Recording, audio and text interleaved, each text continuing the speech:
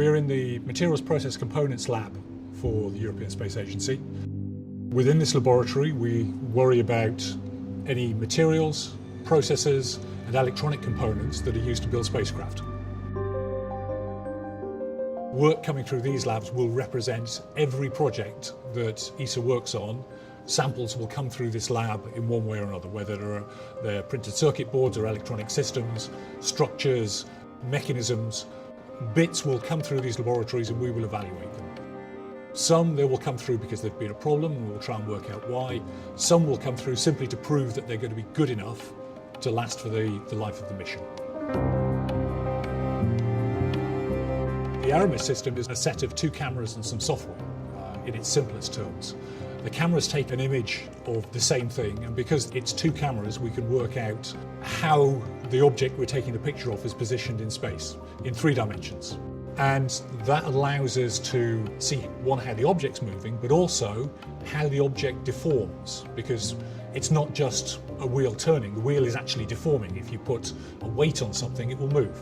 And what it allows us to study is how things move when we load them up.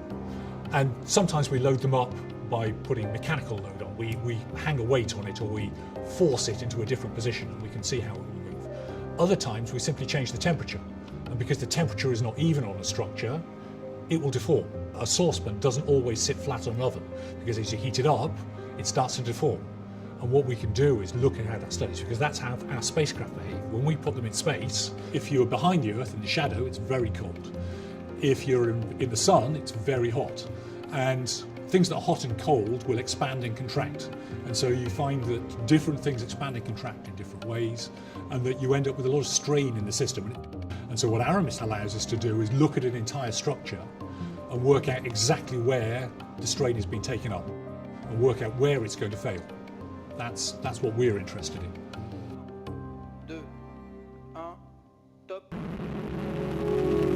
The Vega project, which is our new launcher, they came to us because they had an issue with their translation stage. Vega is manufactured within a building, and then before launch the building is wheeled out of the way and the launcher is free to go.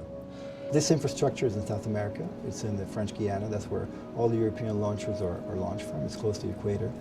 And this big infrastructure is moving on wheels, like a train.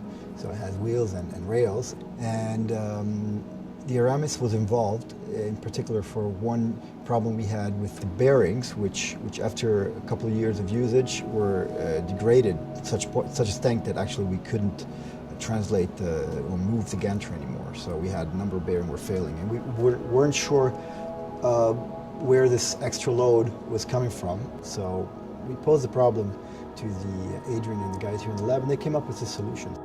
We came up with a possible solution, and we needed to demonstrate, to prove to them that the solution we were going to suggest was really going to work. So what we did was take a bicycle, the bicycle I cycle to work on in fact, and we ran a demonstration here where we showed that with a bicycle, which was a little smaller than their wheels but had exactly the same concepts involved, and we showed that on a bicycle we could measure exactly the things that they wanted to measure. Then went down to do a second proof of concept in Guyana with the equipment, showed that it was really going to give them the information they needed before we went into the final test campaign. The new bearings that got in had a maximum out-of-plane lateral load of 40 tons, and we knew that that was our design requirement.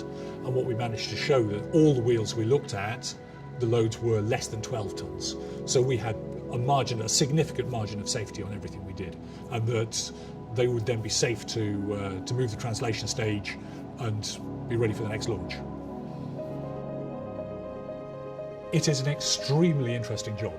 I never know from one day to the next what question someone's going to ask me. And it may be on an engine system, a propulsion system for a spacecraft. It may be on an optical system that's going to image the Earth. Always to do with metallic systems, but always to do with spacecraft. And it's very challenging and very rewarding. When you see something launched and the scientists are getting real data, that's a really, that's a great feeling that I helped with that. So it's good.